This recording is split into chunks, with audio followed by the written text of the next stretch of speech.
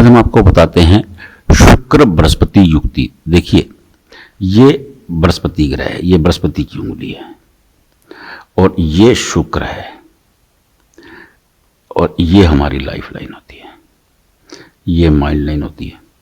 ये युति अगर यहां से एक रेखा निकलती है और ये यहां आ जाती है, ये बृहस्पति पर्वत है, ये वाला बृहस्पति पर्वत है। देखिए, आपने कुंडली में देखा होगा कि ग्रहों की युति होती है, हथेली में भी ग्रहों की युति होती है।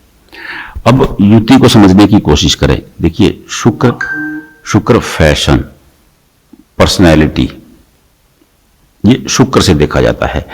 प्रेम, विवाह, पत्नी, पति, ये सब शुक्र से देखे जाते हैं।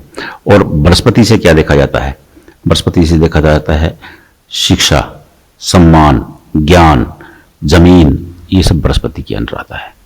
अगर इन दोनों की युति कैसे होगी? अगर एक रेखा शुक्र से चल करके सीधा बृहस्पति पर चली जाए, देखिए ये अति उत्तम योग है।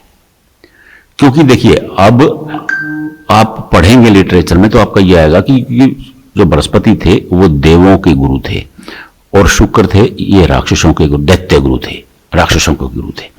लेकिन इन दोनों में शत्रुता का भाव नहीं है, क्योंकि दोनों में गुरुत्व है, ये गुरु का भाव है। तो दोनों एक दूसरे को बहुत सम्मान देते हैं। हालांकि दोनों की विचारधारा में दिन रात का अंतर है, लेकिन अगर दोनों कहीं विराजमान इकट्ठे होते हैं तो ये गजब का कंजंक्शन बनती है, गजब की युति बनती है।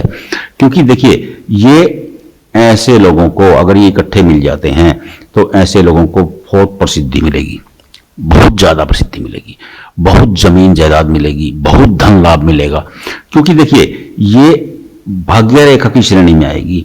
ये शुक्र से बृहस्पति पर जाने वाली भाग्य रेखा, अगर बृहस्पति पर कोई भी भाग्य रेखा जाती है तो वो अति उत्तम होती है। हालांकि ये टेंशन भी क्रिएट करेगी। जब ये रेखा आपकी लाइफ लाइन को काटेगी 28 और माइंड लाइन को काटेगी 34, तब तक आपको टेंशन भी होगी, क्योंकि ये रेखाओं को कट करके रेखा जाएगी।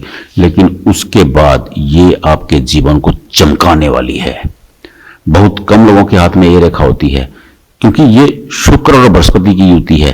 कुंडली में भी बहुत कम लोगों की होती है ये, क्योंकि दोनों ग्रह इकट्ठे नहीं होते हैं। अगर इकट्ठे होते हैं तो वो लीडरशिप के गुण लेकर के पैदा होते हैं। ऐसे लोग दुनिया बदलने की क्षमता रखते हैं। तो अगर आपकी हथेली में भी ये लोग हैं तो ये गजब का योग होता है, लाजवाब।